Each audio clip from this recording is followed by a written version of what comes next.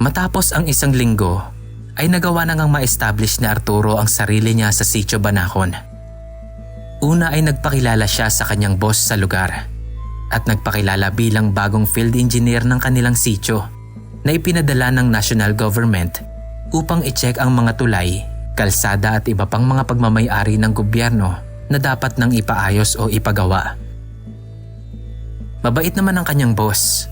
Binigyan pa nga siya nito ng matitirhang kubo pansamantala doon sa Sitio Banacon.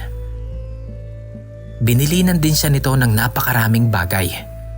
At ang pinaka-importante raw, una, wag na wag siyang tatanggap ng pagkain sa hindi niya kilala at wag na wag siyang magpapahawak sa mga taong hindi niya kilala. Pangalawa, patayin ang ilaw tuwing gabi. Basta sumapit ang 8 ng gabi, dapat ay sarado na ang kubo niya at matulog na siya.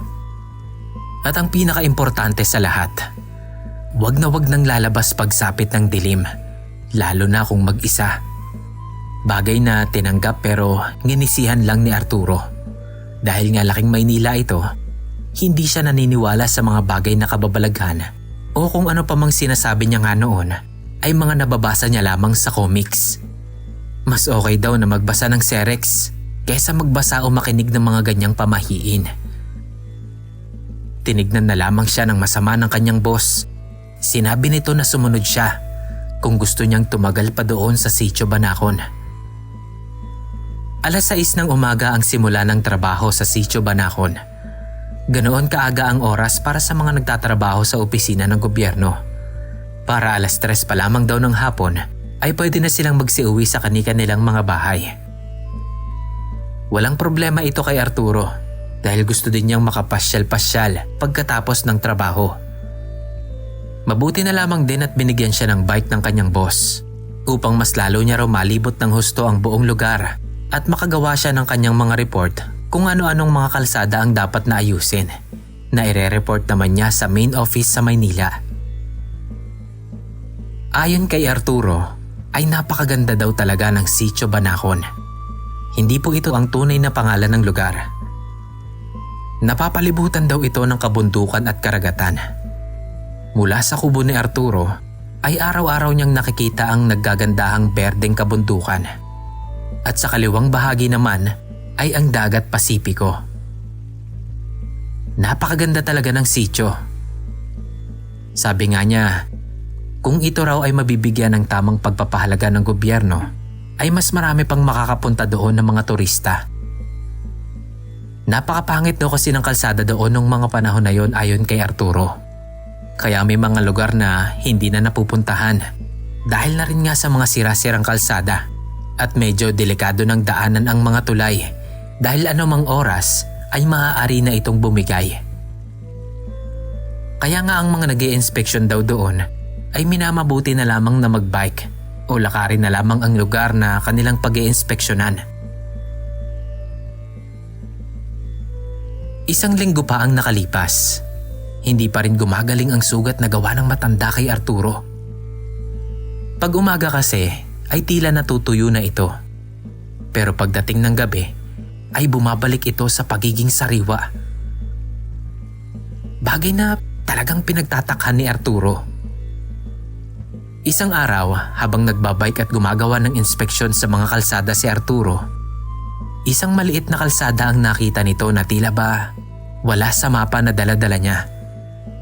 Tinignan niya ulit ang kanyang records pero wala talaga ito sa mapa ng sitio o ng munisipyo. Bago tuluyang bumaba sa kalsada na yon, ay minabuti ni Arturo na bumili na muna ng popcola doon sa isang maliit na tindahan sa di kalayuan sa kalsadang kanyang nakita. Habang iniinom niya ito, ay nagtanong-tanong na din si Arturo. Tinanong niya kung saan ba patungo yung maliit na daan na yon pababa. Dahil nga wala daw ito sa record ng mapa ng sitio. Sinagot naman siya ng nagtitinda. Wag na wag raw siyang pupunta doon dahil napakarami daw na iba't ibang ahas na naroon. Mahirap daw kung siya ay makakagat dahil paniguradong 10 minuto na lamang daw ang itatagal niya sa mundo. Nagpakilala naman si Arturo na siya ang bagong field engineer ng kanilang sitio at kailangan niya na talagang libutin ang buong lugar upang makagawa ng maayos na plano para sa mga gagawing kalsada. Ngunit hindi na raw nagsalita ang babae. Basta ang sinabi raw nito ay huwag siyang pupunta roon ng mag-isa. Dahil kapag nakagat daw siya ng ahas ay walang makakatulong sa kanya. Nagpatuloy lang si Arturo sa kanyang paglilibot sa lugar. Hindi niya pinakinggan ang sinabi ng babae at sinimulan ng magpedal sa kanyang bisikleta pababa sa sinasabing delikadong daan. Napakasukal ng daan na yon. Maliban sa lubak-lubak na kalsada, ay hitik na hitik sa dami ng puno ang lugar. Napakahaba ng mga baging na ngayon lang din nakita ni Arturo. Tinatandaan niya ang bawat na kanyang dinaraanan upang sa pag-uwi niya ng bahay mamaya ay makagawa siya ng maayos na report tungkol dito.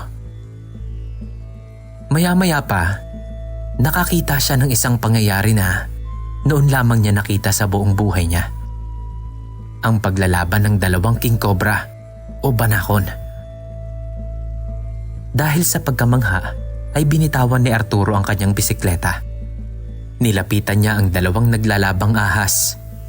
Kitang-kita niya kung papaanong nagkakagatan ang dalawang ahas na yon at naglilingkisan sa damuhan. Nakakamangha at nakakagimbal na tanawin ito. Dahil nagagawang tumayo ng dalawang ahas na konti na lang ay aabot na sa kanyang leeg kung susumahin niya ito. Hindi niya lubos maisip noong mga panahon na yon na may ganoong kalaki at katangkad na mga ahas ang naglalaban. Maya-maya pa ay mukhang napuruhan ng isang ahas dahil tila ba umatras na ito sa laban. Mabilis itong gumapang papalayo sa kalabang banakon pero sinundan agad ito ng nanalong banakon. Hindi naman maintindihan ni Arturo ang nararamdaman noong mga oras na yon pero parang gusto niyang tulungan yung talo ng ahas. Kumuha daw ito ng isang malaking bato at akmang ibabato doon sa nanalong banakon.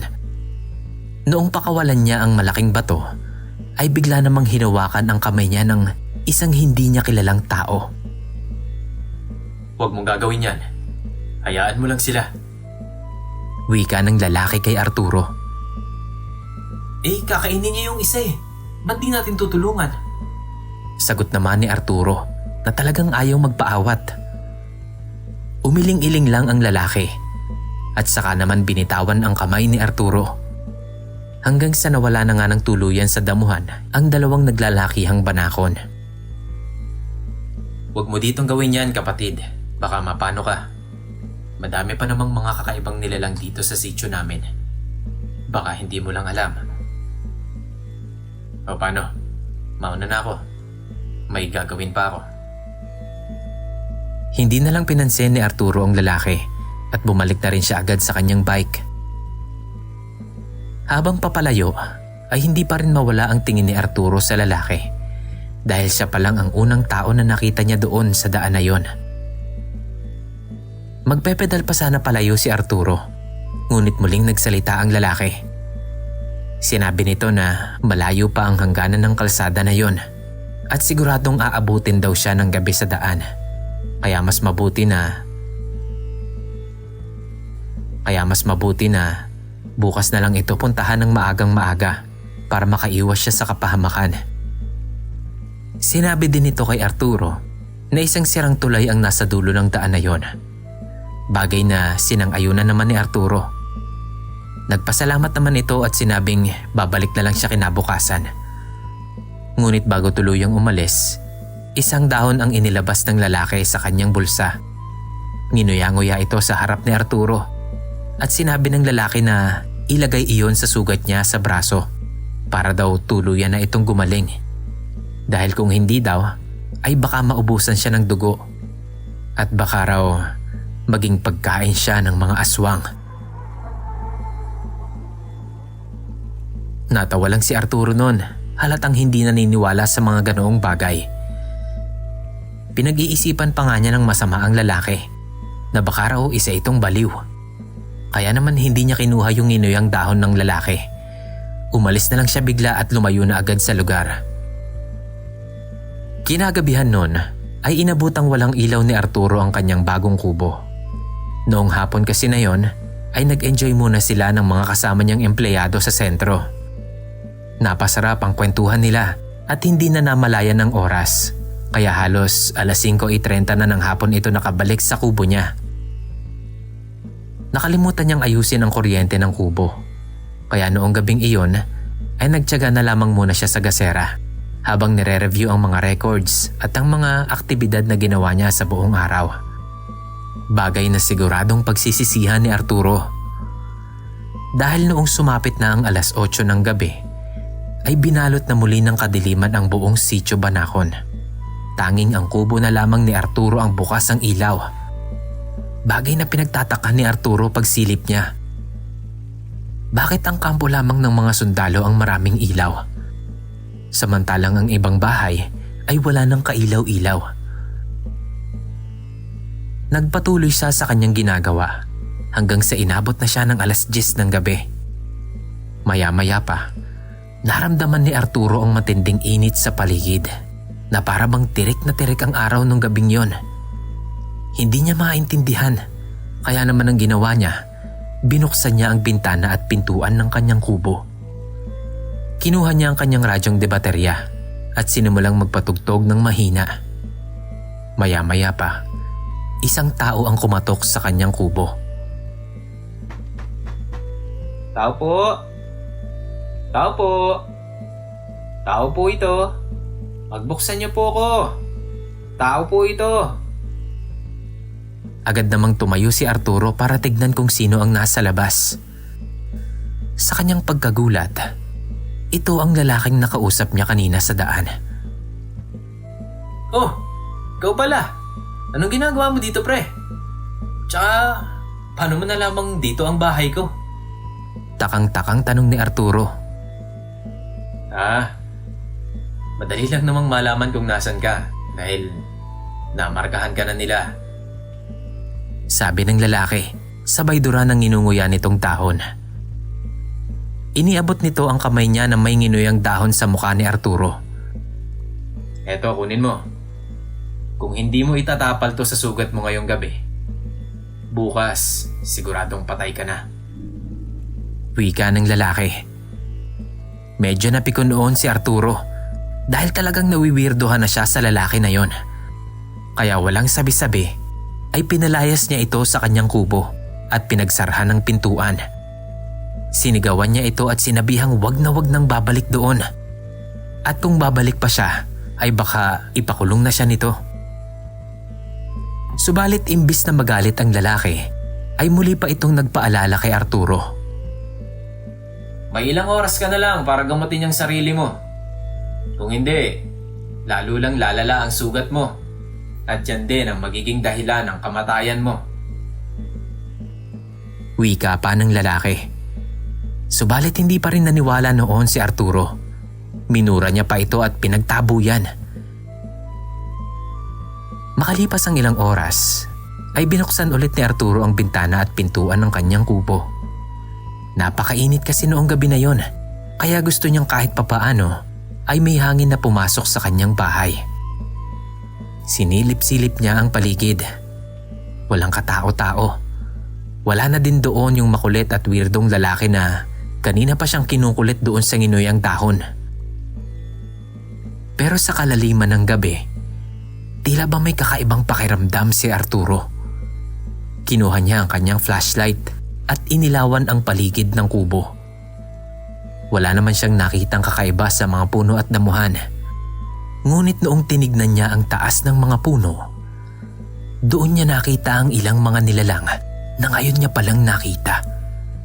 Mga taong hubot-hubad, pulang-pula ang mga mata at tila mga nakangisi pa sa kanya. Agad na tumakbong papasok ng kubo si Arturo at isinara ito. Mabilis siyang yumuko para kunin ang itak na itinago niya sa ilalim ng kanyang kama. Ngunit nung aabutin niya na ito, ay dalawang mapupulang mata ang kanyang nakita. May matatalas na ngipin at mga naglalaway na bibig ang siyang kumagat sa kanyang kanang kamay. Napasigaw ng malakas si Arturo. Napasandal siya sa pader ng kubo sa sobrang takot. At kahit na madilim ang ilalim ng kanyang kama, ay nakita niya pa rin doon ang mapupulang mga mata ng mga batang nasa ilalim ng kanyang kama. 2 bata iyon. Tulong! Tulong! Parang awan niyo na! Tulungan niyo ako!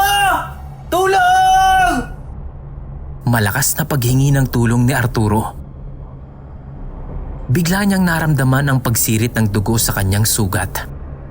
Bigla na lang itong bumukas na tila ba bagong sugat lamang ito.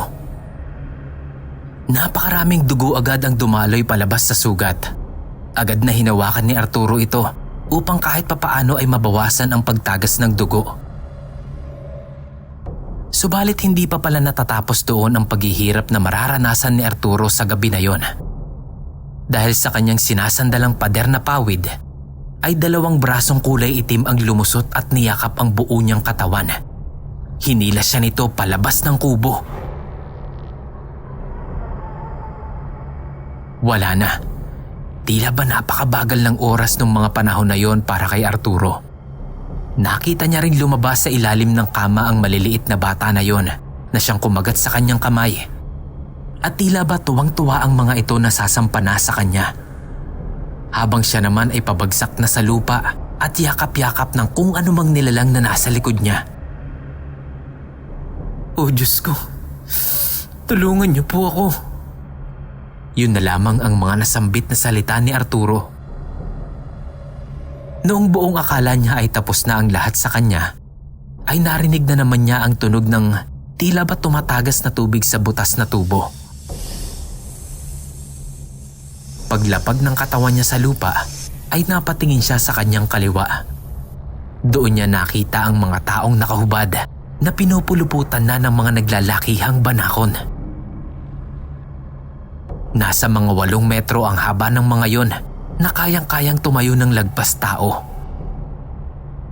Pinupuluputan at kagat-kagat ng mga ito sa leeg ang mga walang kalaban-labang biktima ng mga yon.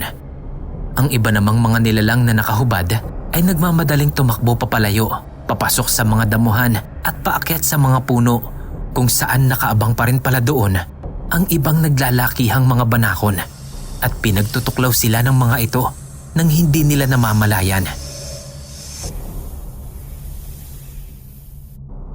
Hindi makatayo noon si Arturo. Palagay niya ay napilayan ang kanyang likuran. Tanging ulo na lamang niya ang kanyang nagagalaw upang makita at mapanood ang mga nangyayari sa paligid. Maya-maya pa, may isang banakon ang unti-unting lumapit sa kanya.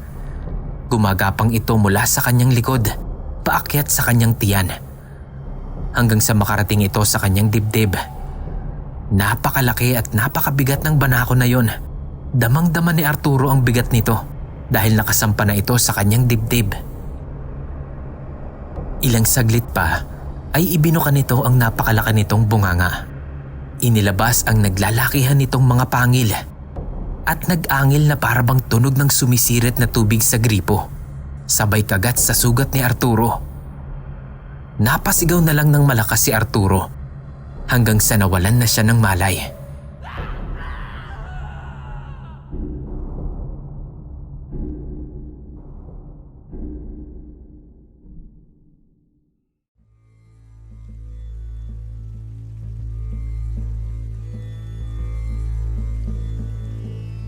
Pagkagising na Arturo ay may benda na ang mga sugat niya at hindi na ito dumudugo.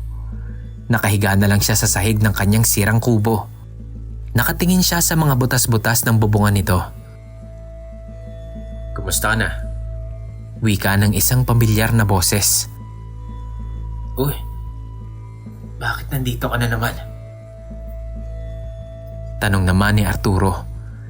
Sumagot muli ang lalaki na kung hindi nga siya dumating, ay baka naging hapunan na siya ng mga nilalang na sumugod sa kanya kagabi. Mga nilalang na tinatawag na aswang. Kaya nga dapat sana ay marunong magpasalamat itong si Arturo. Napangiti naman si Arturo noon at nagpasalamat din naman. Humingi ito ng dispensa sa mga binitawan niyang salita. Tinanong ni Arturo ang lalaki kung ano ba ang nilalang na nakaharap nila noong gabi. At sinabi nga ng lalaki na aswang nga ang mga yon. Mga alanganing aswang kung tawagin ng lalaki. Dahil minsan sila ay tao at minsan ay hindi nila makontrol ang pagiging aswang nila, kaya alanganing aswang ang tawag sa mga yon. Sinabi ng lalaki na marami noon doon sa Sitio Banacon na siya namang nagiging dahilan kaya maraming dayo ang hindi tumatagal doon sa lugar nila. Karamihan ay hindi na nakakalabas ng buhay dahil kinakain ang mga ito ng mga aswang. Madalas nilang biktimahin ay ang mga dayo dahil nga walang kakilala ang mga ito doon. Tinanong ulit ni Arturo ang lalaki kung ano ba ang trabaho nito. Isa ba itong espiritista, albularyo o manggagamot? Sumagot naman ito na isa lamang siyang pangkaraniwang magsasaka na may nalalamang sekreto ng kalikasan. Inaya na ng lalaki si Arturo na tumayo sa kanyang kinahihigaan dahil kailangan na nilang pumunta sa sentro upang malaman kung sino ang mga aswang na umatake kagabi upang mapaghandaan kung sakali mang babalik pa ang mga ito. Nagtatakang nagtanong naman si Arturo kung papaano nilang malalaman kung sino ang mga aswang na yon, gayong nakatakas naman ang mga ito. Ang sabi ng lalaki, ang mga alaga niyang banakon ay nagtataglay ng malalakas na kamandag na kung sila man daw ay nasa anyong aswang nung makagat sila ay siguradong mabubuhay pa sila ng matagal-tagal. Pero sa oras na bumalik na sila sa pagiging tao, sigurado na ang agad-agad nilang pagkamatay sa pagsikat ng araw. Mabilis na ngang tinungo ng dalawa ang sentro ng sitio. Doon nakita nila ang kumpulan ng mga tao na nakapalibot sa mga bangkay na nakahiga sa gitna ng kalsada na iniiyakan ng marami ring tao. Doon nalaman ni Arturo na ang pamilya ng kanyang boss sa opisina ang siya mismong mga aswang na umatake sa kanya. 10 katao ang namatay, kasama na doon ang boss ni Arturo. Doon na lamang nakaramdam ng kilabot si Arturo dahil ang kanyang boss na nagbigay sa kanya ng kubo kung saan nga pansamantala siya munang titira ay siya din palang naghahanda na kainin siya. Napalingon na lang siya sa ilalim ng puno kung saan nakasandal ang lalaking nagligtas ng kanyang buhay. Nilalaro nito ang isang maliit na berdeng ahas na maihahalin tulad din sa isang banakon. Ano nang dapat kong gawin ngayon? Uuwi na ba ako ng Maynila? Tanong ni Arturo sa lalaki. Hindi, huwag ka munang umuwi. Kung maaari sana ay paunlarin mo muna ang nabubulok na bayan na ito. Kailangan namin ang mga taong katulad mo para maalis na sa kadiliman ng bayan na ito. Sagot sa kanya ng lalaki. Paanong pagbabago naman ang magagawa ko rito? Hindi naman ako taga rito. Muling tanong ni Arturo. Sumagot ang lalaki na gawin lamang niya ang kanyang trabaho at siya na ang bahalang magbantay at magprotekta sa kanya habang naroroon siya sa Sitio Banacon. Muling nagtanong si Arturo kung ano ba ang pangalan ng lalaki o kung ano bang dapat niyang itawag rito. Kuyang. Tawagin mo na lang akong Kuyang.